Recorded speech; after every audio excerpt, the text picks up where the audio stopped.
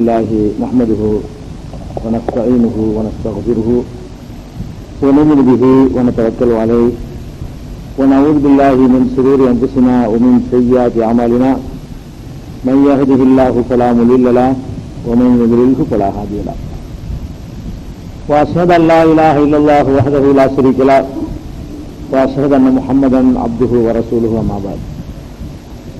கண்ணியத்திற்குரிய எல்லாம் வல்ல அல்லாஹு ஜல்ல ஷானஹு தஆலாவின் நல்லடியார்களே, அல்லாஹுடைய பேரருளால் புனிதமிக்க ரமலான் மாதத்திலே நபிமார்கள் வரலாறு என்ற தொடர் நிகழ்ச்சியை நிறைவு செய்ய இயலாத காரணத்தினால் அதிலே எஞ்சிய பகுதிகளை ஒவ்வொரு வாரமும் இந்த நிகழ்ச்சியின் மூலமாக விளக்குவது என்று ஏற்கனவே உங்களுக்கு வாக்களிக்கப்பட்டது. அதன் அடிப்படையிலே நாம் எல்லாம் இங்கே குழுமி இருக்கிறோம். ஏற்கனவே நபிமார்கள் வரலாறை நாம் துவக்கும் பொழுது இந்த உலகம் எவ்வாறு படைக்கப்பட்டது, முதலிலே படைக்கப்பட்ட பொருள் என்ன என்பன போன்ற விவரங்களையும் ஆதம் அலைஹிஸ்ஸலாத்து வஸ்ஸலாம் அவர்களிலிருந்து ஒரு சில நபிமார்களுடைய வரலாற்று நிகழ்ச்சிகளையும் நாம் பார்த்திருக்கிறோம். ஆதம் அலைஹிஸ்ஸலாம் அவர்கள், இத்ரீஸ் அலைஹிஸ்ஸலாம், நூஹ் அலைஹிஸ்ஸலாம், ஹூத் அலைஹிஸ்ஸலாம், சாலிஹ் அலைஹிஸ்ஸலாம், இப்ராஹிம் அலைஹிஸ்ஸலாம், லூத் அலைஹிஸ்ஸலாம், இஸ்மாயில் அலைஹிஸ்ஸலாம், இஸ்ஹாக் அலைஹிஸ்ஸலாம், யாக்கூப் அலைஹிஸ்ஸலாம், யூசுப் அலைஹிஸ்ஸலாம், ஷுஐப் அலைஹிஸ்ஸலாம், அய்யூப் அலைஹிஸ்ஸலாம், ஸுல்கிஃப்ல் அலைஹிஸ்ஸலாம், அல்யஸா அலைஹிஸ்ஸலாம், இல்யாஸ் அலைஹிஸ்ஸலாம், ஜக்கரியா அலைஹிஸ்ஸலாம், யஹ்யா அலைஹிஸ்ஸலாம், இவ்வளவு பேருடைய வரலாறுகளை நம்ம உங்களுக்கு ஏற்கனவே சொல்லி இருக்கிறோம். ரமலான் மாதத்தில் இவ்வளவு பேருடைய வரலாறுகள் சொல்லப்பட்டிருக்கிறது. எஞ்சிய வரலாறுகள் என்று எடுத்துக்கொண்டால் மூசா அலைஹிஸ்ஸலாம், ஈசா அலைஹிஸ்ஸலாம், சுலைமான் அலைஹிஸ்ஸலாம், தாவூத் அலைஹிஸ்ஸலாம், அவ்வளவுதான் உங்களுக்கு சொல்ல வேண்டியிருக்கிறது. முஹம்மது ஸல்லல்லாஹு அலைஹி வஸல்லம் ஒன்று சேர்த்து 25 பேர்ல இவ்வளவுதான் நமக்கு நிச்சயம் இருக்கிறது. இப்ப இன்றைய தினம் மூசா நபியுடைய வரலாறை நாம் அறிந்து கொள்ளவிருக்கிறோம். அதுக்கு முன்னாடி நம்ம ரமலான் மாதத்துல மூசா நபி வரலாறை மட்டும் தனியா எடுத்து வைத்து விட்டு ஜக்கரியா அலைஹிஸ்ஸலாம், யஹ்யா அலைஹிஸ்ஸலாம் வரலாறு எல்லாம் சொன்னோம். காலத்தை வைத்து பார்த்தீர்களே ஆனால் ஜக்கரியா அலைஹிஸ்ஸலாம் எல்லாம் ரொம்ப பின்னாடி சொல்ல வேண்டிய ஆளுங்க. ஏன்னா மூசா நபிக்கெல்லாம் ரொம்ப பிந்தி வந்தவங்க. இருந்தாலும் குறுகிய நேரத்தில் சொல்ல முடியுங்கிற அடிப்படையில தான் அதனை முதல்ல சொல்லிட்டோம். மூசா நபி சொல்ல ஆரம்பிச்சிருந்தோம்னு சொன்னா அது முடிஞ்சிருக்காது. அந்த வரலாறை கால்வாசி கூட சொல்லியிருக்க முடியாது என்ற காரணத்தினால குறைந்த நேரத்தில் சொல்லப்பட வேண்டிய அடிப்படையில இந்த ஜக்கரியா அலைஹிஸ்ஸலாம், ஈசா, யஹ்யா அலைஹிஸ்ஸலாம் எல்லாம் ஷார்ட்டா சொல்லி முடிச்சிட்டோம். இல்லைன்னா மூசா அலைஹிஸ்ஸலாம் அதுக்கு சொல்ல வேண்டியவங்க. அந்த தர்த்தீப் பிரகாரம் பாத்தீங்கன்னா ஜக்கரியா நபிக்கெல்லாம் முன்னாடி, யஹ்யா நபிக்கெல்லாம் முன்னாடி நாம சொல்லப்பட வேண்டியது மூசா நபி தான். இருந்தாலும் அந்த அளவை கருத்துல கொண்டு நம்ம என்ன செஞ்சோம், கடைசியா அதை சொல்லிட்டோம். மூசா நபியுடைய வரலாறை பொறுத்த வரைக்கும் திருக்குரானை எடுத்து பார்த்தீங்கன்னு சொன்னா ரொம்ப அதிகமான விவரங்கள் ஒருவருடைய வரலாறுல கிடைக்குதுன்னு சொன்னா அது மூசா அலைஹிஸ்ஸலாம் தான். அதே மாதிரி ஹதீசுகள்ல ஏராளமான ஹதீசுகள், ஆதாரபூர்வமான ஹதீசுகள் ஒருவருடைய வரலாறுல கிடைக்குதுன்னு சொன்னா அது மூசா அலைஹிஸ்ஸலாம் அவர்களுக்கு தான் கிடைக்கிறது. நிறைய, அதாவது மற்ற நபிமார்கள் எல்லாருடைய வரலாறையும் ஒரு பகுதியாக்கி மூசா நபி வரலாறு மட்டும் ஒரு பகுதியாக கூட இருக்கும். அவ்வளவு கிடைக்குது. எந்த அளவுக்கு வித்தியாசமா இருக்குன்னு கேட்டா மற்ற அவ்வளவு நபிமார்களுக்கும் எவ்வளவு விவரங்கள் கிடைக்கிறதோ அது எல்லாத்தையும் தொகுத்து ஒரு நூல் எழுதி மூசா நபியுடைய வரலாறு ஆதாரமா கிடைக்கிற அதை மட்டும் ஒரு நூல் எழுதுனா சமூகம் இருக்கும். அந்த அளவுக்கு மூசா நபியுடைய வரலாறு மாத்திரமே பல நாட்கள் சொல்ல வேண்டிய அளவுக்கு ரொம்ப விரிவான வரலாறு, நிறைய செய்திகள் அவங்களை பற்றி தான் கிடைக்கிறது. அதுபோக மூசா நபியை பொறுத்த வரைக்கும் இந்த பிறந்ததுல இருந்த பிறக்க முந்தி இருந்த ஒருத்தருடைய வரலாறு கிடைக்குதுன்னு சொன்னா இவங்களுக்கு தான் கிடைக்குது. மற்றவங்க எல்லாம் நபியானதுல இருந்து விஷயம் ஆரம்பிக்கும். இது விளக்கா யூசுப் நபி, அவர் கூட சின்ன பிள்ளையில இருந்து ஆரம்பிக்குது, பிறந்திருந்து ஆரம்பிக்கல. யூசுப் நபி கூட சிறுவராக இருக்கும் பொழுது ஆரம்பிக்கிறத தவிர பிறக்க முந்தியில இருந்து இவருடைய வரலாறு ஆரம்பிக்குது. இவர் எந்த சூழ்நிலையில பிறந்தாரோ அந்த சூழ்நிலையில இருந்த மூசா நபியுடைய வரலாறு திருமறை குர்ஆன்ல சொல்லப்படுற காரணத்தினால இதுல நிறைய செய்திகள் நமக்கு கிடைக்கிறது. இதுல மூசா நபியுடைய வரலாறுக்குள்ள நுழைகிறதுக்கு முன்னாடி ஒரு சின்ன ஒரு திருத்தம் ஒண்ணு உங்களுக்கு செய்ய வேண்டியிருக்கிறது. ஏன்னா கடைசியாக ரமலான்ல நாம உரையை நிகழ்த்தும் பொழுது அந்த அல்யஸா என்ற ஒரு நபி அவர் அகிலத்தை விட சிறந்தவராக்கணும் அப்படின்னு எல்லாம் சொல்றான். அதை வைத்து நபி என்று சொல்ற முடிவெடுக்க முடியாது என்று நம்ம சொல்லியிருந்தோம். சிறந்தவராக்குறதுங்கிறது ஒரு நபிக்கு உரிய வாசனை இல்லைன்னு சொல்லி. ஆனால் அது திருக்குறான்ல ஒரு வசனத்துல என்ன இருக்குன்னு கேட்டா, அதாவது 21:89 என்ன இருக்குன்னு கேட்டா, இவர்கள் அல்யஸா நபியை பத்தி சொல்லிட்டு இவர்களுக்கெல்லாம் நாம் வேதத்தை கொடுத்தோம் ஒரு 4 வசனம் கழிச்சு எல்லாம் சொல்றோம். அவர்களுக்கெல்லாம் நுபுவத்தை கொடுத்தோம், வேதத்தை கொடுத்தோம்னு சொல்ற காரணத்தினால அல்யஸாங்கிறவங்க நபிங்கிறதுக்கு பொறுப்பு கிடைக்கிறது. அந்த உருக்கி விழுங்குற ஆளை பொறுத்து மட்டும்தான் என்ன செய்யல, அவர் நபியா நபி இல்லையாங்கிற ஒரு பொறுப்பு கிடைக்கல. அது ஒரு திருத்தத்துக்காக வேண்டி அதை அவங்களுடைய கவனத்துக்கு வைத்து விட்டு இப்ப மூசா நபியுடைய வரலாறுக்கு நம்ம சொல்றோம். மூசா நபி வரலாறுக்கு சொல்வதற்கு முன்னாடி மூசா நபியுடைய வரலாறை பொறுத்த வரைக்கும் அவங்க நபியானதிலிருந்து சொல்லப்படல, அவங்க எந்த சூழ்நிலையிலிருந்து பிறந்தாங்கன்னு சொல்லப்படுறதுனால அவங்க எந்த மாதிரியான ஒரு ஆட்சி முறை ஒரு சமூக அமைப்புல பிறக்கிறாங்கன்னு சொன்னா அதை பற்றி நிறைய கிஸ்ஸாக்கள் கதைகள் கொஞ்சம் எழுதி வச்சிருக்கிறாங்க. என்ன எழுதி வச்சுக்கிறாங்கன்னு கேட்டா, எகிப்து மிஸ்ருனா எகிப்துல ஒரு ஆட்சி பண்ணிட்டு இருந்தான், ஒரு மன்னர் இருந்தாரு. அந்த மன்னரை கொலை பண்ணிவிட்டு பிறவுடைய வரலாறு ஆரம்பிப்பாங்க. மூசா நபி வரலாறு நீங்க அந்த கஸஸுல் அன்பியாவா இருக்கட்டும், நபிமார்களுடைய வரலாறா இருக்கட்டும், இந்த மாதிரி புத்தகங்கள் போட்டவங்களை எடுத்து பார்த்தீங்கன்னா மூசா நபியுடைய வரலாறுல ஸ்டார்டிங்ல யார் வருவான்னு கேட்டா பிறவுன் தான் முதல்ல சொல்லுவாங்க. ஏன்னா பிறவுன் இருக்கும்போது அவங்க பிறக்கிறாங்க, அதனால பிறவுடைய ஆட்சியை பத்தி சொல்ல வேண்டி வருது. அப்படி சொல்லுவாங்க. எப்படி எல்லாம் எழுதி வச்சுக்கிறாங்கன்னு கேட்டா, பிறவுனுக்கு முன்னாடி ஒரு ஆள் சகாவத்துன்னு சொல்லி ஆட்சியில் இருந்தாராம். அவர் ஒரு கனவு கண்டாராம். என்ன கனவு கண்டாருன்னு கேட்டா, தன்னைய கொலை பண்ணிட்டு இன்னொரு ஆள் ஆட்சிக்கு வர்ற மாதிரி இவர் ஒரு கனவு கண்டாராம். கனவு கண்ட உடனே அதே மாதிரி என்ன ஆச்சான், பிறவுனுங்கிறவன் அப்போ அவனுடைய பேர் பிறவுன் இல்லையா, அவனுடைய பேர் வலிதான். அல்லா பிறவுன்னு பேரை சொல்றான், பேருக்கு இன்னொரு பேர் சுட்டுவாங்க வரலாறுங்கிற பேர்ல பக்கங்கள் மறிக்கிறதுக்காக வேண்டி. வலிதுங்கிற பேர்ல அந்த பிறவுனுங்கிறவன் ஒரு ஆட்டு இடையனுக்கு மகனாக பிறந்து ரொம்ப இளமையில கஷ்டப்பட்டு சூதாட்டத்தில் விளையாடி அப்புறம் வியாபாரம் போய் அதுவும் சரிப்பட்டு வராம இப்படி பல விதமான அவதாரங்கள் பிறவுன் இருக்கிறான். எடுத்து என்ன ஆச்சுன்னு கேட்டா, அந்த கடைசியா பொழப்புக்கு வெளியில்லாம் போன உடனே சுடுகாடு இருக்குல்ல, அங்க போய் உட்காந்துக்கிட்டானா. சுடுகாட்டுல உட்காந்து எந்த பணம் வந்தாலும் இது வரி வாங்குறது, இதெல்லாம் கதை இட்டு கட்டிக்கிறாங்க. அப்படி அவன் வரி வாங்குறது. அப்ப இந்த மாதிரி சுடுகாட்டுல வரி வாங்குறான் ஒருத்தன் சொல்லி அரசருக்கு தகவல் போகுதான். அவனை பிடிச்சிட்டு வா, ஏன் ஆட்சியில சுடுகாட்டுக்கு வரி வாங்குறது அப்படின்னு கொண்டு வந்து சொல்லிட்டாரான். கொண்டு வந்து நிறுத்தினவனு அவன் நினைச்சிட்டான் பிறவனு அந்த வரி வாங்கின தொகையெல்லாம் கொண்டது அரசர் முன்னாடி போட்டவனு முழு தொகையா, அப்ப நீ அபிஷியலாக நீ வசூல் பண்ணிடு, நல்ல நல்ல வரியா இருக்கு இது அப்படின்னு அவனே நியமிச்சுட்டாராம். அப்படி நிறைய வசூல் பண்ணி கொடுத்ததை பார்த்துக்கிட்டு அவனை ஊர்காவல் படைக்கு தலைவராக்கினாராம். அதுக்கு பிறகு அவன் தலைவராக இருந்துகிட்டனால நெருக்கமா மன்னர்த்த போய் வர அது மாதிரி இருந்த உடனே அந்த வாய்ப்பை பயன்படுத்தி அவரை கொண்டுபிட்டு உட்காந்துக்கிட்டான்.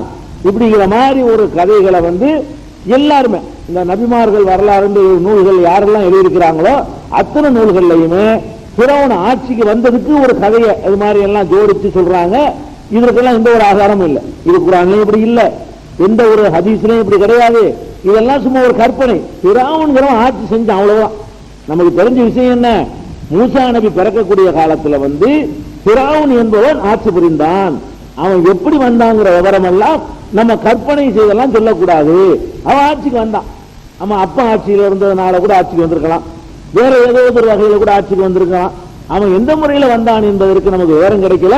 மூசா நபி பிறக்கக்கூடிய அந்த நாட்டில் அந்த காலத்தில் அந்த ஊரில் ஆட்சியில இருந்தது பிறவுனு. இதை நம்ம வசதிட்டா போதும், மற்ற கதைகள்லாம் நமக்கு தேவையில்லை. அடுத்து என்னன்னு கேட்டா, பிறவுனு ஆட்சிக்கு உட்கார்ந்த உடனே அவன் என்ன பண்றானா, ஒரு கனவு காண்றானா. பிறவுன் கதைகள்லாம் என்ன கனவு காண்றான், ஒரு நெருப்பு அப்படியே கனவுல வருது. என்ன செய்யுதுன்னா, பிறவனுடைய கூட்டத்தார் இருக்காங்கல்ல அவ்வளவு பேருடைய வீடுகளையும் எரிக்கிறான். இந்த இஸ்ரவேலர்கள் என்ற ஒரு கூட்டம் அங்க இருக்கிறாங்க அடிமைகளாக, அவங்க விட மட்டும் எரிக்காம விட்டுருது. இந்த கனவை கண்டு போய் விளக்கம் கேட்ட உடனே அங்க உள்ளவங்க எல்லாம் சொன்னாங்களா, ஒருத்தர் பிறக்க போறாரு, அந்த ஆள் பிறந்து உன்னையும் அழிச்சிருவாரு, உன்னையும் கிபித்துகளை அழிச்சிட்டு இஸ்ரவேலர்கள் ஆட்சியை ஒப்படைக்க போறாரு, அதுக்கு தான் அந்த கனவு நீங்க கண்டிருக்கிறேன்னு சொல்லி அவங்க விளக்கம் கொடுத்தாங்களாம். இது ஒரு வகையான கிஸ்ஸா, இது ஒரு கதை, இதுக்கு ஆதாரம் கிடையாது. அவன் கனவு கண்ட உங்கள்கிட்ட சொன்னானா, கனவு கண்ட அவன் கனவு கண்டான்னு சொல்றான் அல்லாஹ் சொல்லணும், இல்லைன்னா அல்லாஹ்வுடைய ரசூல் சொல்லணும். வேற எந்த வகையிலையும் நம்ம வந்து பிறவன் இப்படி ஒரு கனவு கண்டான்னு முடிவெடுக்க முடியுமான்னு கேட்டா முடிவெடுக்க முடியாது. அப்படி அந்த கனவு கண்டதுக்கெல்லாம் ஆதாரம் கிடையாது. அது போக என்னங்களாம், சில பேர் வந்தாங்களாம் இந்த வானிலை எல்லாம் கணிக்கக்கூடியவர்கள். அவங்க என்ன பண்ணாங்களா, கணிக்கும் போது ஒரு நட்சத்திரம் ஒண்ணு அங்க வானத்துல தென்பட்டுச்சான். இது இந்த நட்சத்திரம் தோன்றி இருக்கிறதுனால ஒரு குழந்தை ஒண்ணு கணிக்க போகுது, அந்த குழந்தையோட ஜென்ம நட்சத்திரம் தான் இது, அந்த நட்சத்திரம் தோன்றியதுனால ஒரு குழந்தை ஜனிக்க போகுதுன்னு சொல்லி சொன்ன உடனே தான் எல்லா ஆம்பளை பிள்ளையும் கொள்ளு அப்படின்னு சொல்லி அவன் உத்தரவு போட்டான் என்று அது ஒரு ஜோதிடத்தின் அடிப்படையில். அப்படின்னா ஜோதிடம் உண்மைன்னு சொல்ல வர்றாங்க இவங்க, நபிமார்கள் வரலாறு எழுதுறவங்க. அப்படின்னா இந்த நட்சத்திரத்தை பார்த்துக்கிட்டு ஒரு குழந்தை பிறக்க போறதையும் அறியலாம், அந்த குழந்தை என்ன செய்ய போகுதுங்கிறதெல்லாம் அறியலாம், இவர் ஆட்சியெல்லாம் ஊத்தி விட்டுருங்கிறதெல்லாம் அறியலாம்னா இது இஸ்லாத்தில் உள்ளதா? இப்படியான ஒரு ஆற்றலை எல்லாம் கொடுத்திருக்கிறான யாருக்காக இல்லை. இவங்க என்ன பண்றாங்க, சோதிடம் உண்மையா போனாலும் பரவாயில்ல, பக்கங்கள் நிறையணுங்கிறதுக்காக வேண்டி கிஸ்ஸாக்கள் எழுதுறாங்க. அதனால சோதிடர்கள் கணிச்சு என்னஞ்சாங்க, ஒரு குழந்தை பிறக்க போற செய்தியை பிறவனுக்கு சொன்னாங்க அப்படிங்கிற மாதிரி சொல்றாங்க பாருங்க, அதுவும் தப்பு. அதுல எப்படின்னு கேட்டா, கதை எப்படி வருதுன்னு கேட்டா, பிறவன்கிட்ட வந்து இப்படி சொன்ன உடனே அப்படின்னா குழந்தை வந்து ஒரு குழந்தை பிறந்து ஆட்சி ஆபத்து வரப்போதா, அப்ப என்ன செய்யணும்னு கேட்டா, யாரும் குழந்தை பெறக்கூடாது. அதுவும் என்ன சொல்லிட்டாங்களா சோதரர்கள் வந்து ஒரு குறிப்பிட்ட டேட்டை சொல்லி இந்த தேதியில தான் அந்த கரு உண்டாக போகுதுன்ட்டாங்களாம். அந்த குழந்தை என்னைக்கு ஜனிக்க போகுது, கருவுடைய தாயுடைய கருவுல என்னைக்கு உண்டாக போகுதுன்னு கேட்டா ஒரு தேதி சொல்லிட்டாங்களாம். 20ஆம் தேதி 12ஆம் தேதி தான் அது நடக்க போகுதுன்னு சொல்லிட்டாங்கன்னு வைங்களேன். உடனே என்ன பண்ணிட்டானா, அன்னைக்கு ஒரு ஆணையும் ஒரு பெண்ணையும் சேர விடுறது இல்லை, எல்லாம் ஆம்பளை ஊரை வெளியவா அப்படின்னு சொல்லி உத்தரவு போட்டு அப்ப சேர்ந்தா தான் குழந்தை ஜனிக்க போகுது, அப்ப குழந்தை ஒண்ணு ஜனிக்க போகுதுன்னு சொல்லிட்டாங்களாம். ஆனால் அதனால தடுக்கிறதுக்கு என்ன பண்ணிட்டானா, ஊர்ல உள்ள எல்லா ஆம்பளை ஒரு ஆம்பளை வீட்டில் இருக்கக்கூடாது என்று ஊரை விட்டு வெளியே நினைஞ்சிற அன்னைக்கு பூரா அந்த எந்த ராத்திரியில ஜனிக்க போகுதோ அந்த ராத்திரி பூரா வெளியேற்றிட்டாரா. இதெல்லாம் கிஸ்ஸா, மூசா நபி பிறக்கிறத தடுக்கிறதுக்காக வேண்டி இவ்வளவு முஸ்லீம் பண்றாராம. அதுக்கப்புறம் என்ன ஆச்சுன்னு கேட்டா, இவனுடைய அமைச்சரவையில மூசா நபியுடைய தகப்பனாரு இருக்கிறாராம், அமைச்சரா இருக்கிறாராம். பிறவனுடைய கூட்டத்தார் வந்து இஸ்ரவேலர்களை அடிமையா நடத்தினாங்கன்னு வருது. இஸ்ரவேலை சேர்ந்தவர் போய் அங்க போய் அமைச்சரா இருக்கிற அளவுக்கு அந்தஸ்து கொடுக்க மாட்டான். அதை பத்தி எல்லாம் அவங்க கற்பனை யோசிக்காம அமைச்சரா இருந்தாரு. அவர் மாத்திர பிறவனுடைய வந்து கூடவே இருந்துகிட்டு இருந்ததுனால அவர் வந்து பிறவனு தூங்கின பிறகு வீட்டுக்கு போயிட்டாராம். மற்ற மக்களுக்கு தான் அந்த உத்தரவு.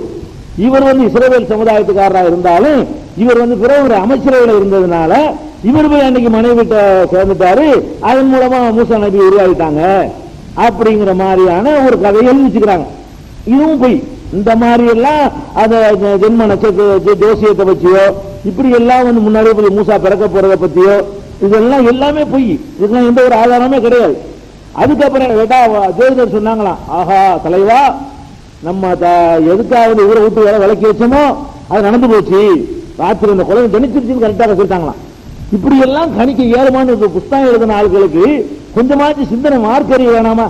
இப்படி எல்லாம் கணிச்சு ஒரு குழந்தை பிறந்துருச்சுன்னு நட்சத்திரத்தை வச்சு கண்டுபிடிக்க வேணுமா?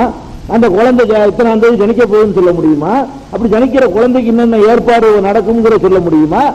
இதெல்லாம் வந்து அந்த சோதிடர்களை வந்து சப்போர்ட் பண்றதுக்காக வேண்டி எழுதின மாதிரி இருக்கே தவிர நபிமார்கள் வரலாறு எழுதின மாதிரி இல்லை. அதனால நமக்கு என்ன விளங்குதுன்னு கேட்டா, பிறவனுடைய ஆட்சி காலத்துல வந்து குர்ஆன் சொல்லக்கூடிய ஜட்ஜ்மெண்ட் என்ன நல்ல அழகா சொல்லி காட்டுறான். என்ன சொல்லி காட்டுறான்னு கேட்டா, 28வது அத்தியாயத்துல 3, 4, 5, 6 4 வசனங்கள் அல்லாஹ் சொல்லி காட்டுறான். நத்லு அலைக்க மின் நபி மூசா வ ஃபிரௌன், ஃபிரௌனை பற்றியும் மூசாவை பற்றியும் உடைய செய்தியை பில் ஹக்கி, உண்மையான முறையில் நாம் உமக்கு சொல்கிறோம். அவங்க ஆளாள் கட்டுக்கதை எழுதி வச்சுக்கிறாங்க. உண்மையான வரலாறை நான் உண்மைன்னு சேர்த்து எல்லாம் சொல்றான். உண்மையான வரலாறை நான் உனக்கு சொல்றேன். கௌமி யூமினூன், நம்பிக்கை கொள்கிற மக்களுக்கு நான் உண்மையான வரலாறை சொல்கிறேன் என்று குர்ஆன் சொல்லுது. அது என்ன உண்மையான வரலாறு என்று கேட்டா, இன்ன ஃபிரௌன அலா ஃபில் அர்த், ஃபிரௌன் என்பவன் பூமியிலே ஆதிக்கம் செலுத்தி கொண்டிருந்தான். அங்கிருந்து அல்லாஹ் ஆரம்பிக்கிறான். மூசாவுடைய வரலாறு அல்லாஹ் எங்கிருந்து ஆரம்பிக்கிறான்? ஃபிரௌன்ல இருந்து ஆரம்பிக்கிறான். ஆனா இவங்க ஆரம்பிச்ச மாதிரி ஆரம்பிக்கல. அவன் ஆதிக்கம் செலுத்தி கொண்டிருந்தான். மேலும் வஜஅல அஹ்லஹா ஷியஅன், அந்த ஊர்வாசிகளை பல குழுக்களாக பிரித்து வைத்திருந்தான். ஊர் மக்களை பலவாறாக கூறு போட்டு வைத்திருந்தான். அவர்களில் ஒரு இனத்தவரை, ஒரு கூட்டத்தாரை ரொம்ப பலவீனர்களாக ஆக்கி வைத்திருந்தான். அவன் இன்னும் உயர்ந்த ஆள் மாதிரியும், அவனை சேர்ந்தவர்கள் எல்லாம் ஆதிக்க ஜாதி மாதிரியும், மற்றவர்கள் எல்லாம் பலவீனமானவர்கள் மாதிரியும் அடக்குமுறை செய்து கொண்டிருந்தான். யுதப்பியு அபுனாகும், அவங்களுடைய ஆண் மக்களை எல்லாம் அறுத்து கொன்றான். அவங்களுடைய பெண் மக்களை மாத்திரம் உயிரோடு விட்டுவிட்டான்.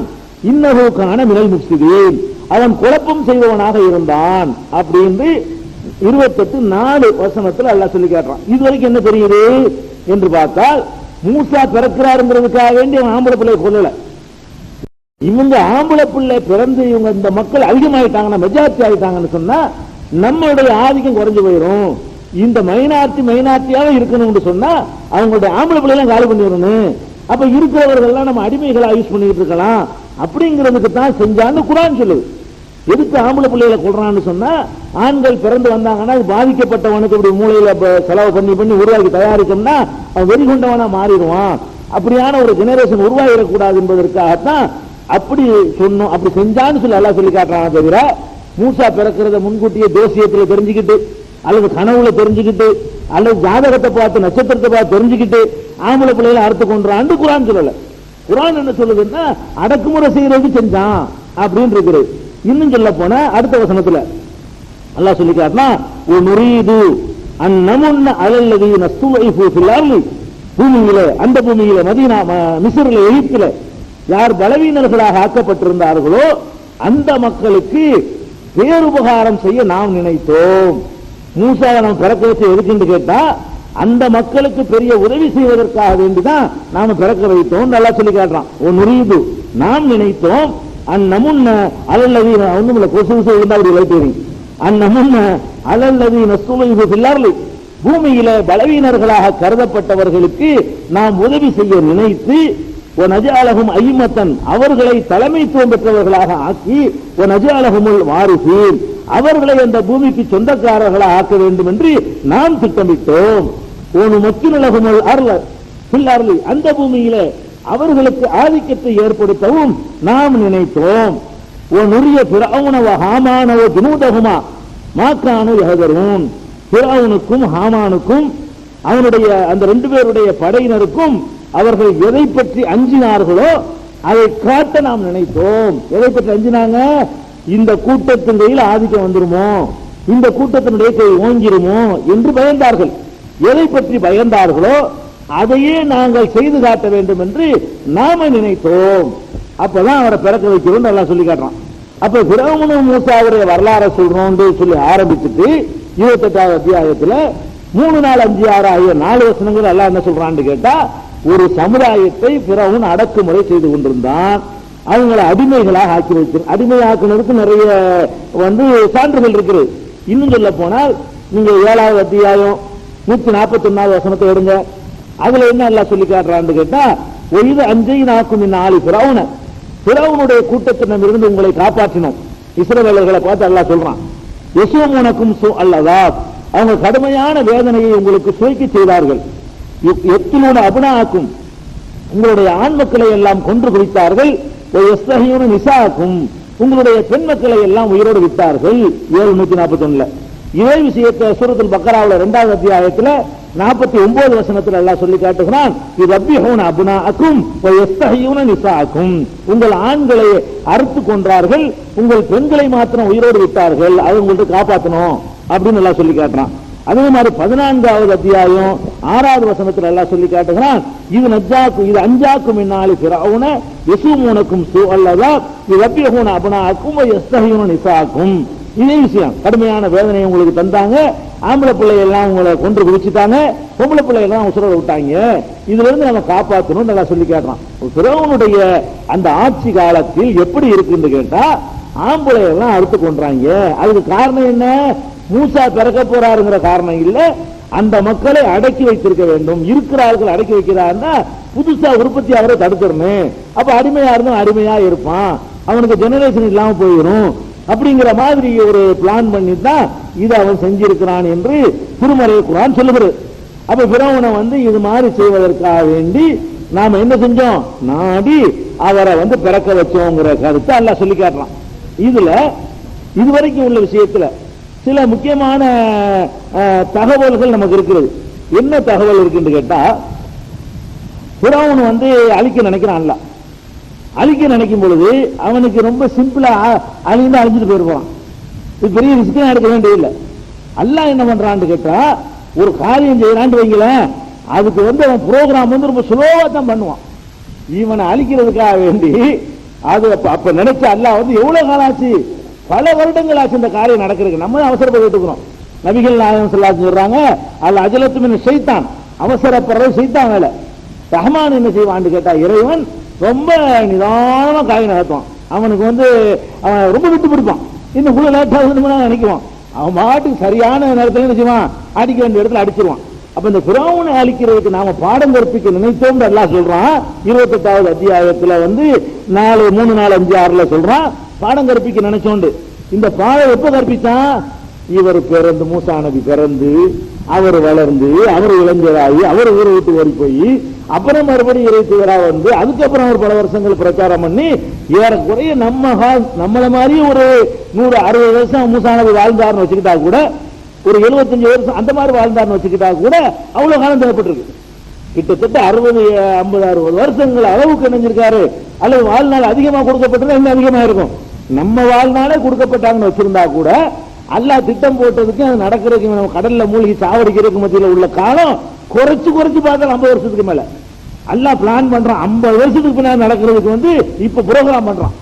அது நடக்கும், அது வாட்டுக்கு நடக்கும். அவன் பாட்டு ப்ரோக்ராம் பண்ணி வச்சிருவான். அது வாட்டுக்கு நடந்து கரெக்டான டைம் வரும்போது தப்புன்னு எல்லாம் அடிபட்டு போயிடும். அப்ப அல்லாஹ் ரப்பல் ஆலமீன் வந்து ரொம்ப நம்ம அவசரப்படக்கூடாது. அல்லாஹ் விஷயத்துல என்ன செய்யக்கூடாது, நமக்கு வந்து எல்லாம் இன்னைக்கு நடக்கணும் மாதிரி தெரியும். ரஹ்மான் வந்து எப்பவுமே நிதானமாக ரொம்ப நிதானிச்சு தான் காரியத்தை செய்வானே தவிர ஆகின்றவன் ஆயிரும் அப்படி செய்ய மாட்டான். பெரும்பாலும் சில விஷயங்களை தான் அப்படி செஞ்சிருக்கிறான். பெரும்பாலும் என்ன செய்யறான்னு கேட்டா இந்த மாதிரியான ஒரு அடிப்படையில் செய்யறான். ரஹ்மானுடைய அல்லாஹ்வுடைய அந்த ஒரு நிதானமான போக்கு, அவசரம் இல்லாத நடவடிக்கை இருக்கு பாருங்க. அதுக்கு இந்த ஒரு இதை நம்ம ஆதாரமாக எடுத்துக்கொள்ளலாம். இது ஒரு ஃபர்ஸ்ட் தெரிஞ்சுக்கிற வேண்டிய விஷயம். அவருடைய காலம் எப்படிப்பட்டதுங்கிறது ஒரு விஷயம். அடுத்து என்னன்னு கேட்டா, மூசா அலைஹிஸ்ஸலாமுடைய அந்த சிச்சுவேஷன் காலம் தெரிஞ்சிருச்சுல, அவருடைய வரலாற்று ரீதியாக அவர் எந்த காலத்துல வந்திருப்பாரு அப்படின்னு பாத்தீங்கன்னு சொன்னா, அது வந்து நீங்க 14வது அத்தியாயத்துல 9வது 8வது 9வது வசனங்களை பாத்தீங்கன்னா, மூசா அலைஹிஸ்ஸலாம் வந்து ரொம்ப பிந்தி வந்தவங்க. அந்த 2 வசனத்தை படிச்சு பாத்தீங்கன்னா 8வது அத்தியாயத்தையும் 8வது வசனத்து 14வது அத்தியாயத்துல 8, 9 வசனங்களை படிச்சு பார்த்தோம்னு சொன்னா, மூசா நபிக்கு அதுக்கு முந்தி மற்ற நபிமார்களை வரைக்கும் படிச்சன அவங்களுக்கு மத்தியில சும்மா 100, 200, 1000, 2000 வருஷம்லாம் நீங்க சொல்ல இயலாது. பெருமளவுக்கு ரொம்ப பிந்தி வந்தாலும் இன்னைக்கு கூட வரலாற்றுப்படி எடுத்தீங்கன்னா மூசா நபி ஒரு 3000 வருஷம் தான் இருக்கும். அப்ப நம்ம லட்ச வருஷத்துக்கு முந்தைய ஆதம் அலைஹிஸ்ஸலாம் போயிட்டாங்க. அப்ப மூசா நபி எப்ப வந்தாங்க அப்படின்னு பார்க்க போனா இதுல எல்லாம் சொல்லி காட்டுறான். கால மூசா அலைஹிஸ்ஸலாம் அவர்கள் சொன்னார்கள். அவங்க சொல்ல இருந்து அவங்களுடைய காலத்தை விளங்கிக்கலாம். அவங்க என்ன சொன்னாங்கன்னு கேட்டா, இறை தூதர் ஆக்கப்பட்ட உடனே மக்களுக்கு பிரச்சாரம் பண்றாங்க இல்லையா, அந்த பிரச்சாரத்தை எல்லாம் சொல்லி காட்டுறான். இன் தக்ஃபுரு அன்தும் வமன் ஃபில் அர்லி ஜமியா, நீங்களும் இந்த பூமியில் உள்ள எல்லாரும் சேர்ந்து இறைவனை நிராகரித்தீர்களேயானால் இன்னல்லாஹ லகனியுன் ஹமீத், அல்லாஹ் வந்து ஒரு தேவையும் இல்லாதவன், அவன் வந்து புகழுக்குரியவன் என்று மூசா சொன்னார்.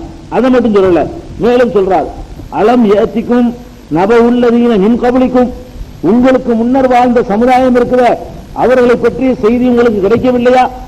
அந்த சமுதாயம் என்ன? கௌமு நூஹின், நூஹுடைய சமுதாயம். நூஹுக்கு பிந்தி வழங்கல. உங்களுக்கு முந்தி நூஹு சமுதாயம் வாழ்ந்தார்னு சொல்றதா இருந்தா, நூஹு நபி காலத்துக்கு பிந்தி வந்தார்னு வழங்கவில்லை. உங்களுக்கு முன்னாடி நூஹு சமுதாயம் இருந்திருக்கிறார்கள், ஆது சமுதாயம் இருந்திருக்கிறார்கள், சமூக சமுதாயம் இருந்திருக்கிறார்கள். அப்ப அவங்களுக்கு எல்லாம் வந்து அந்த செய்தியில உங்களுக்கு தெரியாதாப்பா? மக்களுக்கு பிரச்சனை பண்றாரு. மூசா நபி அவர்கள் தம்முடைய சமுதாய மக்கள்கிட்ட போய் என்ன சொல்றாங்கன்னு கேட்டா, நூஹு நபி செய்தி உனக்கு தெரியுமா தெரியாதா? ஆது சமூக கூட்டத்தாரை பத்தி உனக்கு தெரியுமா தெரியாதா? அதை மட்டும் அவர் கேட்கல, இன்னொரு வார்த்தையை அவர் யூஸ் பண்றாரு. அதான் முக்கியமான வார்த்தை. உள்ளதீன மின் பாதியும், அவர்களுக்கு பிந்தி வந்தார்களே அவர்களை பற்றிய செய்தி உனக்கு தெரியாதா? லா யஅலமுஹும் இல்லல்லாஹ், அவங்க எவ்வளவு பேர் என்பது அல்லாஹ் தான் அறிவான். அவ்வளவு அதிகமா, அதாவது இதுக்கு பிந்தி ஆது சமூகத்துக்கு பிந்தி அதுக்கு பிந்தி எவ்வளவு பேர் வந்திருக்கிறாங்க அவங்களுடைய வரலாறு உனக்கு தெரியாதான்னு சொல்லிட்டு பிந்தி வந்தவங்களை பத்தி அவர் சொல்லும் போது ஒரு வார்த்தை யூஸ் பண்றாரு, லா யஅலமுஹும் இல்லல்லாஹ், அவங்க அல்லாஹ்வை தவிர யார் அறிய முடியாது, அவ்வளவு பேர். அப்ப ஏராளமான இறை தூதர்களும் ஏராளமான தலைமுறையும் கடந்த பிறகுதான் மூசா நபி வர்றாரு. ஆதுக்கு அடுத்தோ அல்ல சமூகத்துக்கு அடுத்தவனா வரல. ஆது சமூகத்துக்கு மூசா அலைஹிஸ்ஸலாத்தை எடுத்துக்கிட்டீங்கன்னா ரொம்ப பெருமளவுக்கான ஒரு ஜெனரேஷன் போயிருக்கு. அந்த ஜெனரேஷன் எவ்வளவுன்னு சொல்லி பாத்தீங்கன்னா அல்லாஹ்வுக்கு தான் தெரியும். அல்லாஹ்வுக்கு தான் தெரியுங்கிற அளவுக்கு பெரிய அளவுக்கு இடைவெளிக்கு பிறகுதான் யார் வர்றா, இவங்க வர்றாங்க என்பதை இந்த வாசகத்திலிருந்து என்ன செய்யறோம், நாம தெரிந்து கொள்கிறோம். இது 14வது அத்தியாயம் 8வது 9வது வசனத்தில் இதை பார்க்கலாம். பெருமளவுக்கு உள்ள ஒரு தூரம் விளங்குது. இப்படி ஒரு காலம், அதாவது ஆம்பளை பிள்ளைகள் எல்லாம் அறுத்து கொள்றான். அந்த இஸ்ரவேலர்களா இருக்கிற எல்லாத்தையுமே என்ன பண்றான்னு கேட்டா ஆம்பளை பிள்ளைகளை காலி பண்றான், பொம்பளைகளை மாத்த விட்டுறான். இப்படி நடந்து கொண்டிருந்த ஒரு காலகட்டத்தில் தான் மூசா நபி அவர்கள் பிறக்கிறார்கள். மூசா நபி பிறக்கிறாங்க. இந்த இடத்துல பிறவனை பத்தி உள்ள இன்னொரு செய்தியும் சொல்லிடணும். இந்த கிஸ்ஸாவை எழுதி வச்சுக்கிறாங்க. என்ன செய்தின்னு கேட்டா, பிறவனுக்கும் ஜிப்ரீலுக்கும் உரையாடல் நடந்துச்சான் ஒரு தடவை. பிறவனுக்கு இப்லீஸுக்கும் ஒரு உரையாடல் நடந்துச்சான். அதெல்லாம் சொல்லி வச்சுக்கிறாங்க. பிறவனு இப்லீஸ் வந்தானா, பிறவனை பார்த்துட்டு, உனக்கு நான் எவ்வளவு ஆற்றல் உள்ளவன், நான் கூட எனக்கு செய்தாச்சேன்னு சொல்லலையே, நீ உனக்கு செய்தாச்சே சொல்லி மக்களுக்கு சொல்றிய, உன்னைய கடவுள்னு சொல்றியப்பா, என்னையவே அல்லாஹ் இவ்வளவு எச்சரிக்கிறான்னு சொன்னா உனக்கு என்னத்தை வச்சிருப்பான், என்னை விட பயங்கரமான டேஞ்சரான ஆள் நீ அப்படின்னு சொல்லி நினைச்சானா. இப்லீஸ் பிறவன்கிட்ட பேசினா, இப்படி இப்லீஸை விட கொடியவன் அந்த கிசாவுல, இப்லீஸை விட யாரு கொடியவன், பிறவனுக்கு கொடியவங்கிறதுக்காக வேண்டி இப்லீஸ் பிறவனுக்கு உள்ள ஒரு செட்டிங், ஒரு கதை. இப்லீஸ் பிறவன்ட்ட வந்தாங்க, உனக்கு என்ன ஆதாரம், யார் சொன்னா, இப்லீஸை உங்களுக்கு சொன்னானா, யாரு சொன்னான்னு கேட்டேன். இப்லீஸ் நபிமார்கள் தான் பார்க்க முடியும், மற்றபடி எல்லாம் இப்லீஸ் எல்லாம் நம்மள்ட்ட வந்துட்டு பேசிட்டு போக மாட்டான். இறை தூதர்கள் நபிமார்கள் கண்டுபிடிச்சிருவாங்க. மற்றபடி எல்லாம் இப்லீஸ் அவன்கிட்ட பேசினாங்க, உங்களுக்கு எப்படி தெரியும். அது மாதிரி இன்னொரு தடவை என்னன்னு கேட்டா, ஜிப்ரீல் அலைஹிஸ்ஸலாம் வந்தாங்களாம் வேற ரூபத்துல. என்ன பண்ணாங்களா, என்னப்பா நீ ரொம்ப அணியா பேசிக்கிட்டு இருக்கும் பொழுது சாதாரண பேசினாங்களாம். ஒரு எஜமான் இருக்கிறான், அவன் நிறைய உதவிகள்லாம் செய்யறான், ஆனால் அவனுடைய ஊழியன் எல்லா வகையிலும் அந்த எஜமானுக்கு துரோகம் செய்யறான், அவனை என்ன செய்யணும் அப்படின்னு ஜிப்ரீல் அலைஹிஸ்ஸலாம் கேட்டாங்களாம் மனித ரூபத்துல. உடனே பிறவன் சொன்னானா, அவனை தண்ணியில முக்கி சாவடிக்கணும் அப்படின்றானா. அப்ப இது எழுதி தரியா அப்படின்னு, எழுதி பேப்பர் பேனாவெல்லாம் இல்லைன்றானா. உடனே நான் ரெடியா கொண்டு வந்திருக்கேன்டாரான் இவர், யாரு ஜிப்ரீல் அலைஹிஸ்ஸலாம். உடனே அது பேப்பர்ல எழுதி கொடுத்தானா. அதை வச்சுதான் என்ன மூணு கடிக்கும் போது காட்டினாராம். நீ தான் எழுதி இருக்கிற, கடல்ல மூணு கடி செத்தான் பாருங்க, அப்ப காட்டினார், அந்த பேப்பர் காட்டினாரப்பா, நீ எழுதி கொடுத்திருக்கிற, ஒரு எஜமானுக்கு நன்றி கெட்டவனா நடந்தா அவனை தண்ணிக்குள்ள முக்கி சாவடிக்கணும் முடியல, நீ தான் எழுதி கொடுத்த, அதன்படிதான் உன்னை மூணு கடிக்கிறோம்னு சொன்னார் ஜிப்ரீல். இதெல்லாம் ஜிப்ரீல் மேல இட்டு கட்டி, அல்லாஹ் மேல இட்டு கட்டி, இவன்ட்டு எல்லாம் ஜிப்ரீல் பேசுவாங்கிற அளவுக்கு கதைகளை கட்டி விடுறதுக்கு பாருங்க. இதெல்லாம் ரொம்ப டேஞ்சரானது. இதெல்லாம் அல்லாஹ் ஜிப்ரீல் மேல இட்டு கட்டினா அல்லாஹ் மேல இட்டு கட்ட மாதிரி தானே. இதெல்லாம் கிஸ்ஸா, இப்படிலாம் ஒண்ணும் நடக்கலாம் இல்ல. அவன் ஒரு கொடியவனா இருந்தான், அவ்வளவோட நிறுத்திக்கணுமே தவிர அதுக்கப்புறம் வேற சான்றுகள் எல்லாம் சொல்லக்கூடாது. அதுக்கப்புறம் என்ன ஆச்சுன்னா, மூசா அலைஹிஸ்ஸலாம் அந்த சூழ்நிலையில் பிறக்கிறாங்க. பிறந்தா என்ன நடக்கும், ஆம்பளை பிள்ளைய கொள்றாங்க போது மூசா நபி பிறவனுடைய இஸ்ரவேல் சமுதாயத்தில் பிறக்கிறாங்க. அந்த சமுதாயத்தில் ஒரு ஆம்பளை பிள்ளை பிறந்த உசுரோட விடுவானா, விட மாட்டான். அப்ப ஆம்பளை பிள்ளை பிறந்தவங்க உசுரோட விட மாட்டாங்க போது என்ன பண்றது, அந்த சம்பவத்தை எல்லாம் சொல்லி கேட்கிறோம். அந்த காலத்தில் ஒரு ஆம்பளை பிள்ளை பிறந்து உயிரோட இருக்கிறதா இருந்தால் எப்படி மூசா உயிரோட இருந்தார், அந்த காலத்தில் பிறக்கிறார் இல்லைங்க, மூசா எப்படி அவர் உயிரோட இருந்து அவன் எடுத்து மக்களை திரட்டினாரு, எப்படி சாத்தியமா இருக்கும் அப்படின்னு சொன்னா அல்லாஹ் அழகான முறையில் அதை ரொம்ப அழகா விளக்குறான். 28வது அத்தியாயத்தில் 7, 8, 9, 10, 11, 12, 13 ஆகிய வசனங்கள்ல வரிசை அல்லாஹ் சொல்லி காட்டுறான்.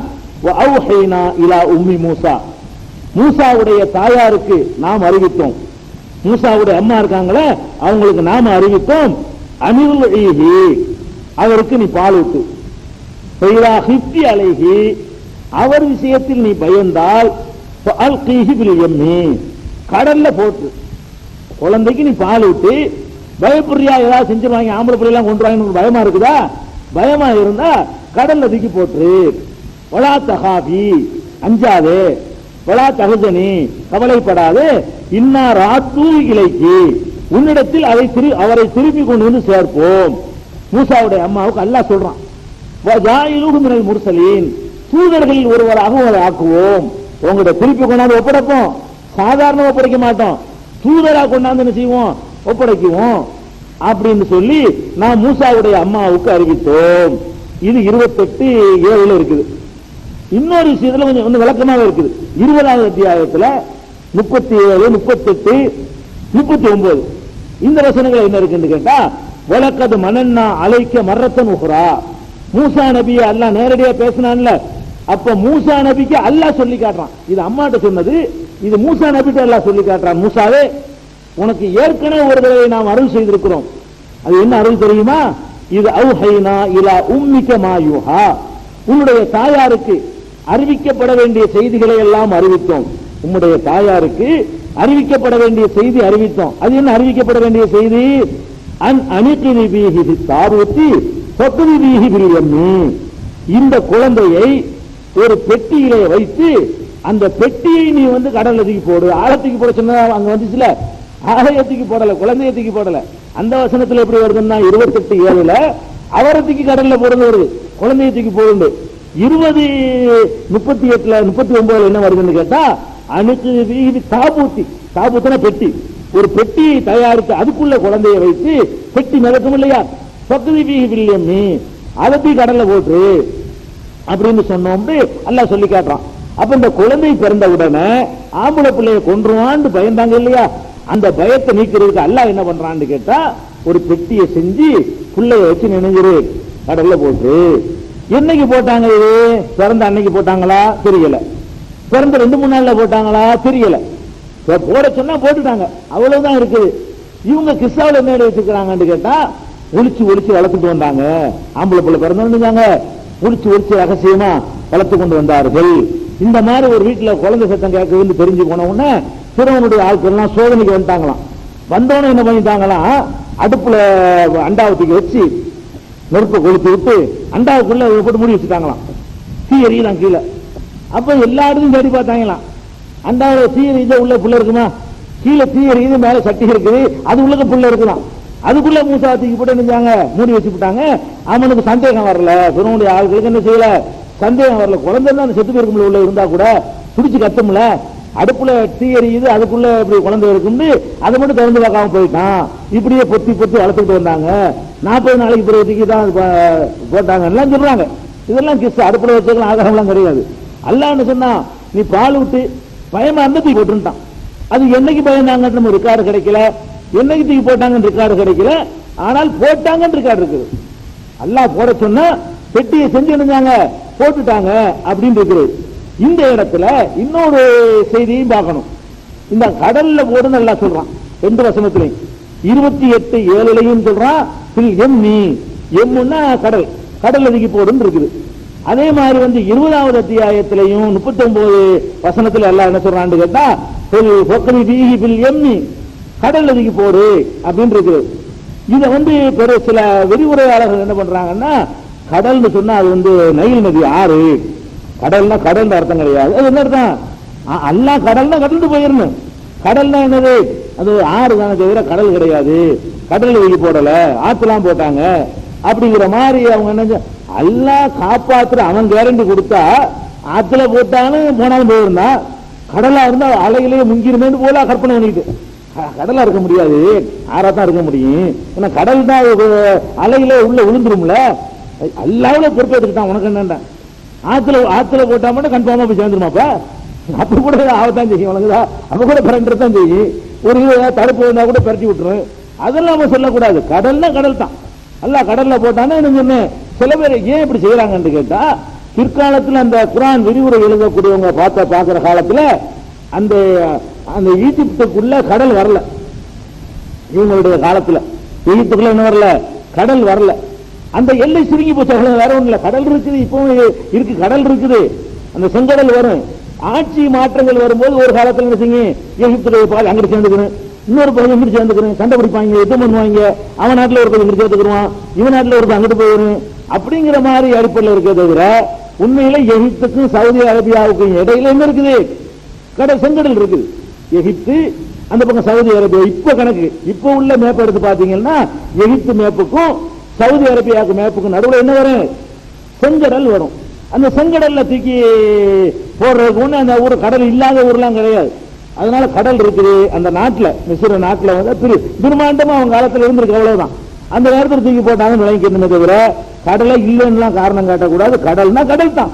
திருப்பி கடல் பிளந்துச்சுன்னு வருது, அந்த இடத்துல யாருந்தாங்க, அந்த இடத்துலயும் சில ஆளுக்கு என்ன செய்வாங்க, நைல் நதி தான் பிளந்துச்சு, கடல் பிளக்கலாம்பாங்க.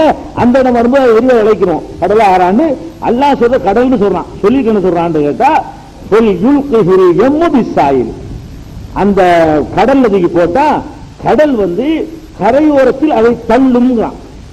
தள்ளும்னு சொன்னாலேயே கடலை தான் இருக்கணும், ஆறா இருக்காது.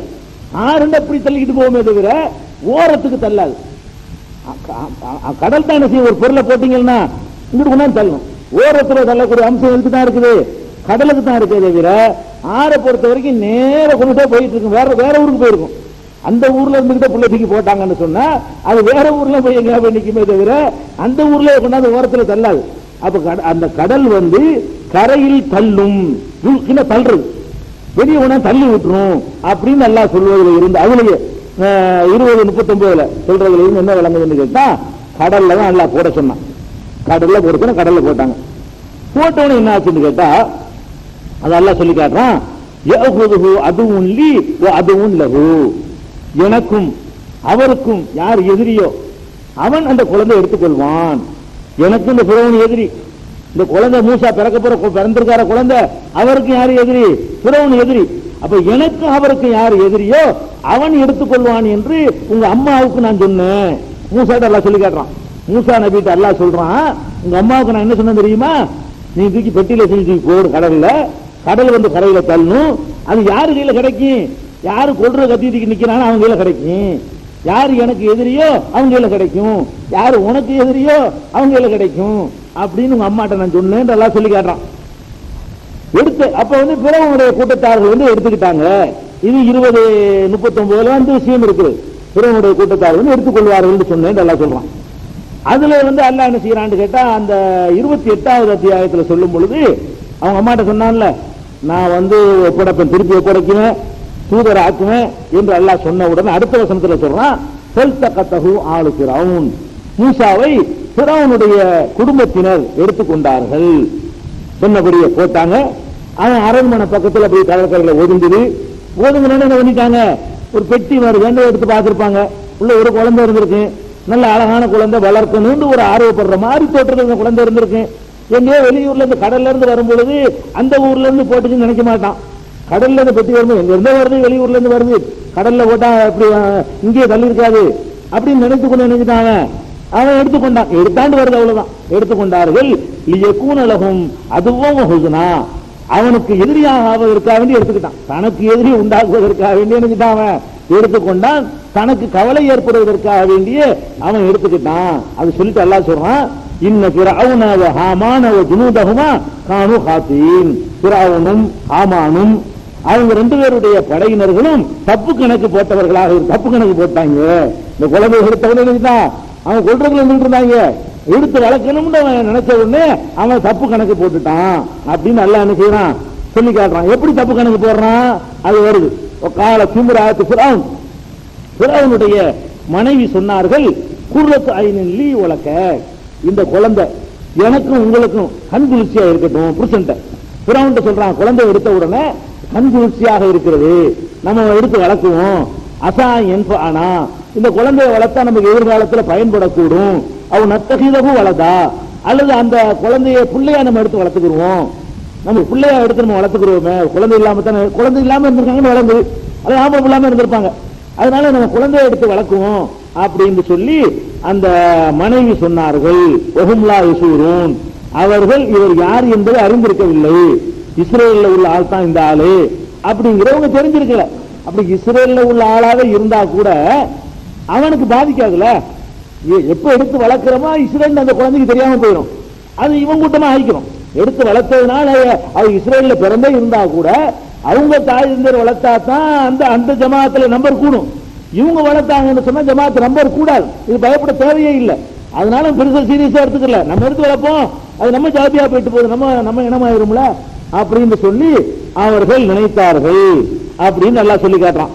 அப்ப தூக்கி போட்டாங்கன்னு விளங்குது. மூசா நபியுடைய அம்மா வந்து குழந்தை பிறந்து நினைச்சிட்டாங்க, தூக்கி கடல்ல போட்டாங்க. ஒரு பெட்டியில தூக்கி போட்ட உடனே அது வந்து ஒழுங்கிருச்சு, எடுத்துக்கிட்டாங்க. எடுத்து ஒரு அல்லாஹ் என்ன சொல்லி காட்டுறான்னு கேட்டா, வாழ்க்கைத்து அலைக்க முஹப்பத்தம் மின்னி, என் புறத்திலிருந்து உன் மீது ஒரு முகப்பத்தை வேற நான் போட்டேன்.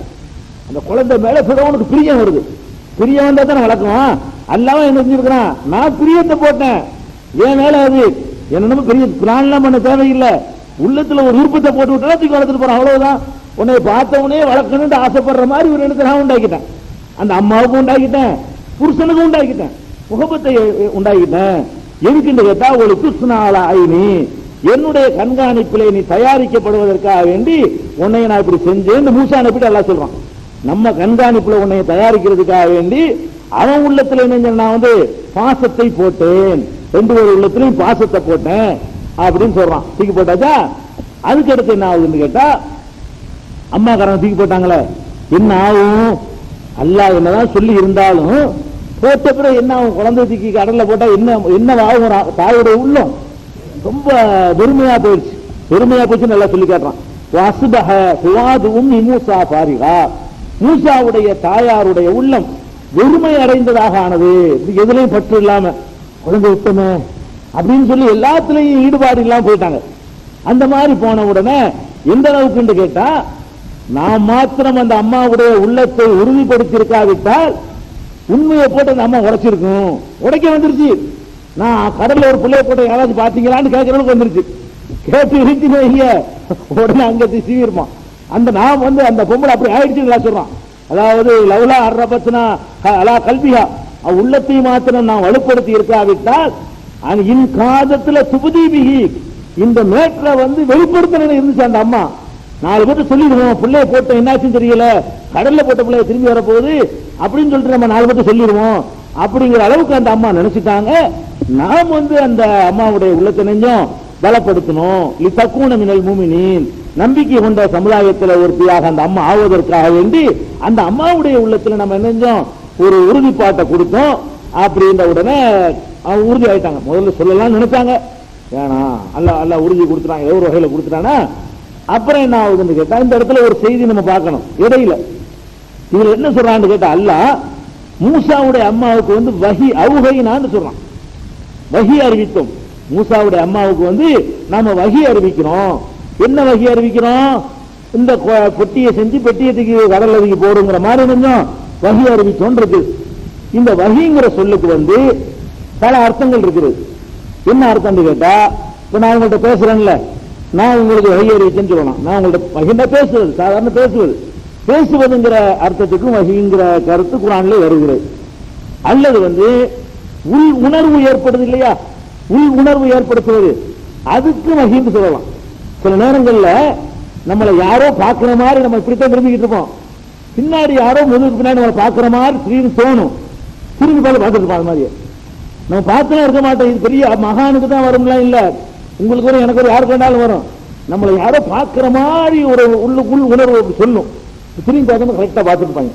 இப்படியான அனுபவங்கள் என்ன, உதாரணத்துக்காக வேண்டி உள் உணர்வு என்ன செய்யும், இந்த பஸ்ல டிக்கெட்லாம் எடுத்துட்டு போயிடுவான், இன்னைக்கு எதுவும் ஆகும் போல இருக்குது, இன்னைக்கு சரியா வராது போல இருக்குன்னு திரும்பி வருவான், ஆக்சிடென்ட் ஆயிரும். இவன் மனசுல தெரியும் என்னமோ நடக்கும் போல தெரியும். இது சில ஆட்களுக்கு நடக்கும், இயற்கை தற்செயலா. சில ஆட்களுக்கு இது சகுனத்தின் அடிப்படையில் இல்ல, அவனை காப்பாத்தல நினைச்சான்னு சொன்னா அவன் உள்ளத்துல ஏதோ ஒரு எண்ணத்தை போடுவான், இவனை மட்டும் காப்பாத்தணும், அந்த பஸ்ல உள்ள 55 பேரும் காலியாகணும், இவன் காப்பாத்தணும்னா இவன் என்ன அல்ல ஒரு உள்ளுணர்வு ஏற்படுத்துவான், என்னமாச்சும் ஒரு எண்ணத்தை ஏற்படுத்தி வேணாம் நீ போக வேணாம் அப்படின்னு ஒரு டென்ஷன் ஏதோ ஒரு மாதிரி காரணத்தை தப்பிச்சு விளையாடுவான். அப்படியான ஒரு உள் உணர்வு ஏற்படுத்துறது இல்லையா, அந்த உள் உணர்வும் வஹி என்று சொல்லப்படும். வஹிங்கிற சொல்லுக்கு ஒருவர் நேரடியாக இன்னொருத்தர் பேசுறான்னு வைய, அதையும் வஹின்னு சொல்லலாம். ஒருவருடைய உள்ளத்துல ஒரு உணர்வை அல்ல ஏற்படுத்துறான்ல, அது கூட வஹி தான். இப்ப உதாரணத்துக்கு எடுத்துக்கொண்டோமே, ஆனால் அது வந்து நீங்க தேனி இருக்குல்ல, தேனி கொசு, தேனில ஒரு அத்தியாயம் குர்ஆன்ல இருக்குது. அதை பத்தி அல்லாஹ் சொல்லும்போது என்ன சொல்றான்னு கேட்டா, தேனிக்கு நான் வஹி அறிவித்தோங்கிறான். வௌஹா ரப்புக இல நஹ்லி, தேனிக்கு உமது இறைவன் வந்து வஹி அறிவித்தான். அப்ப தேனிக்கு வந்து ஜிப்ரீல் அனுப்பிவிட்டு அப்படி அறிக்கிறான் இருக்குமா? இல்ல, தேனீக்களுக்கெல்லாம் உள் உணர்வை ஏற்படுத்திருக்கான்னு அர்த்தம். தேனீக்கு வந்து ஜிப்ரீல்லாம் வந்து சொல்லல, அந்த தேனியை படைக்கும் பொழுது உள்ள ப்ரோக்ராம் பண்ணி போடுவாங்க.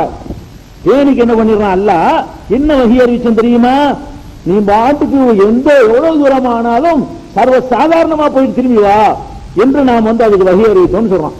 அதனால தேனீக்கள் இன்னைக்கு வந்து பறந்து போனுச்சுன்னு சொன்னா ஆயிரக்கணக்கான மைல்களை தாண்டி பறந்து போனா கூட அந்த பூக்கள்ல இருந்து அதுல உள்ள குளுக்கோஸை எடுத்துக்கொண்டு சாப்பிட்டு விட்டு அப்படியே போனவளே அப்படி திரும்பி கரெக்டா கூட்டுக்கு வந்துடும். மனுஷனுக்கு முடியாது. நமக்கு சில அடையாளங்கள் டிராபிக் மாறி போச்சுன்னு சேர முடியாது. நமக்கு தரையில போகும்போது எவ்வளவோ டிராபிக் அடையாளங்கள் அந்த கதடத்தை பார்த்துக்கிறோம், அந்த இந்த இருக்கிறது இங்க வரணும் இருக்கிறது அதை பார்த்துக்கிறோம்னு அந்த அளவுக்கு இருந்தா தான் நம்ம இங்க இருந்து மதுரைக்கு போய் சேர முடியும். ரோட்ல அவங்க சிக்னல் போட்டு வச்சுக்கிறான்.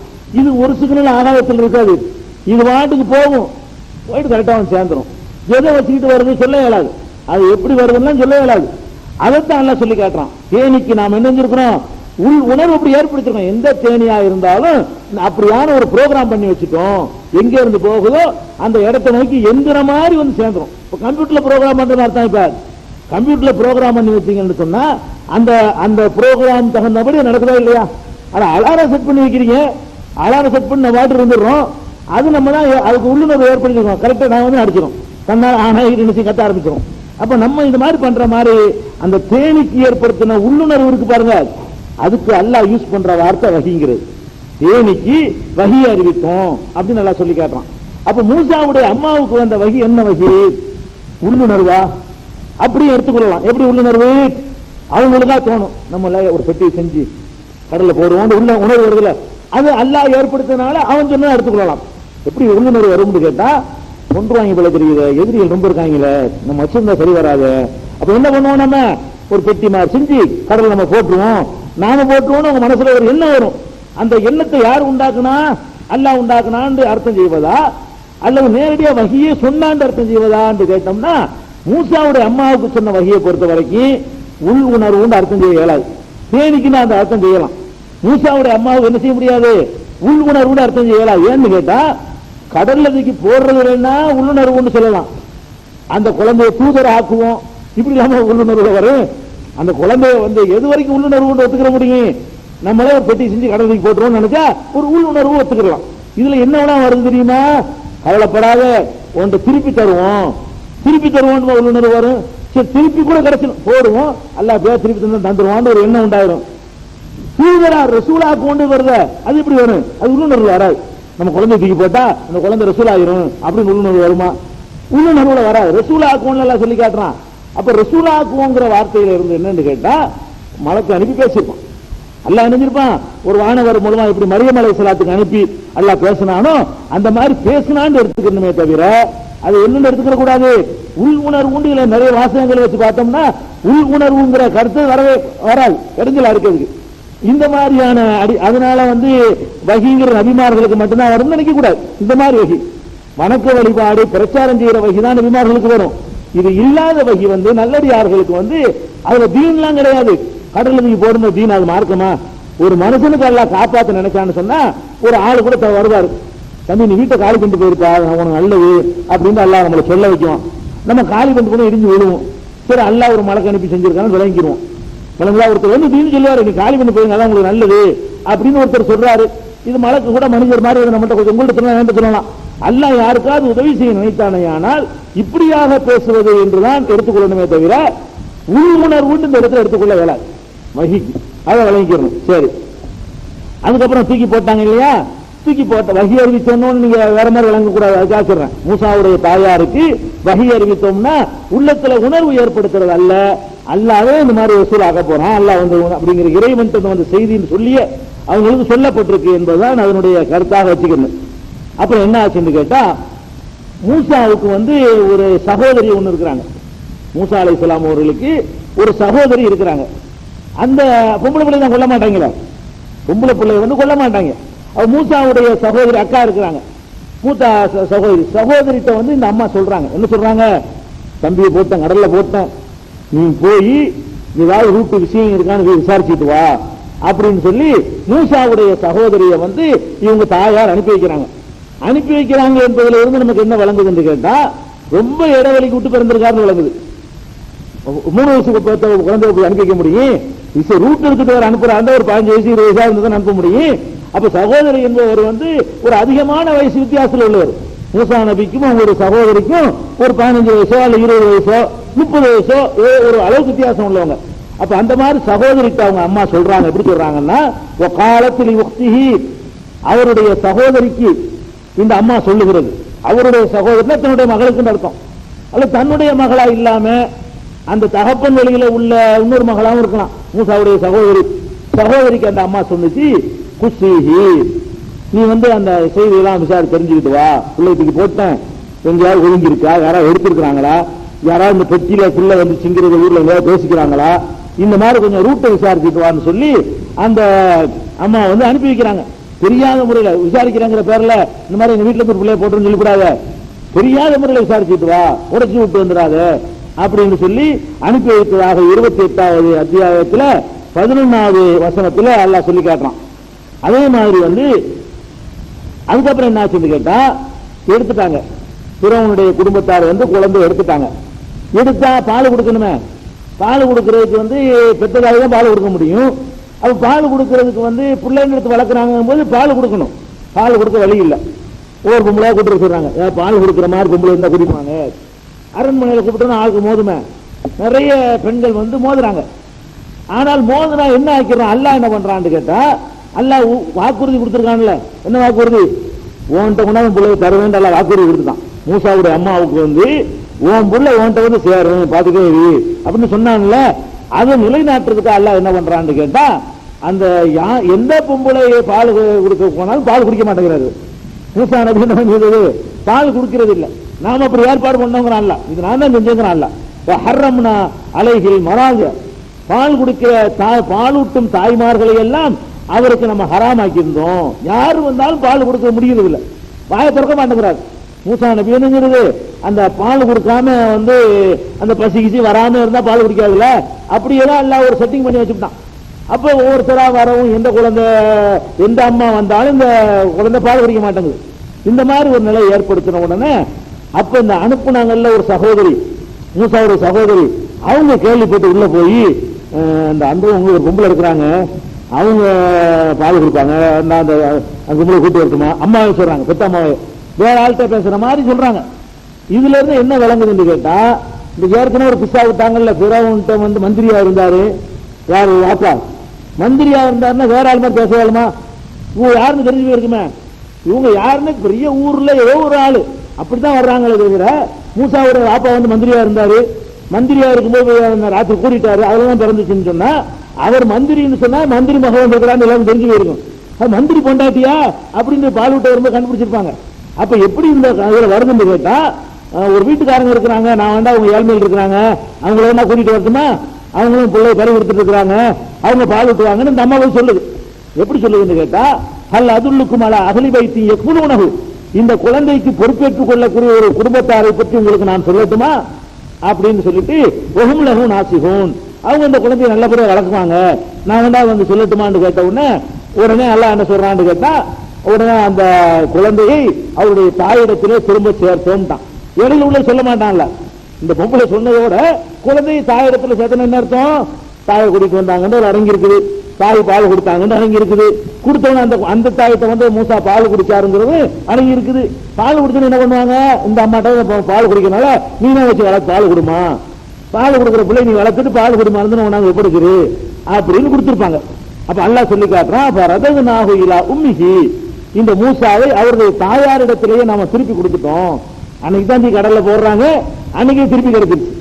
அல்லாஹ் என்ன தூக்கி போட சொல்லிட்டு அபிசியல் அங்கீகாரத்தோட கிடைக்கும், வேற ஒண்ணு இல்ல, கள்ளத்தனமா இருந்தது. இப்ப அபிசியல் அங்கீகாரத்தோட வீட்டுல ஒரு ஆம்பளை பிள்ளை வளர்க்கலாம். அந்த அபிசியலுக்காக வேண்டி எல்லாம் செஞ்ச வேலை, இந்த அபிசியல் முத்திர குத்துறதுக்காக வேண்டி செஞ்ச வேலையை தவிர வேற ஒண்ணு இந்த ஒரு நாள்ல நடந்துடல. ஒரு சின்ன அப்படி ரூட்டை மாத்தி விட்டோம், அங்கீகாரம் ஆகி போச்சு. அப்ப பிறவன் பிள்ளைய வந்துருச்சு. இப்ப பிறவனுடைய பிள்ளைய இவங்க வளர்க்குறாங்க என்ற அடிப்படையில திருப்பி கொடுத்துட்டோம். எதுக்காக வேண்டினா கைத்த கர்ற ஐநுகா, அவங்களுடைய மனம் குளிர்வதற்காக வேண்டியும், பலா தகுசன அந்த பொம்பளை கவலைப்படக்கூடாதுங்கிறதுக்காக வேண்டியும், ஒளித்த அலம அன்னவாதல்லாஹ் ஹக்குன், அல்லாஹ்வுடைய வாக்குறுதி உண்மைங்கிறது அந்த பொம்பளை தெரிஞ்சுக்கிறணும்.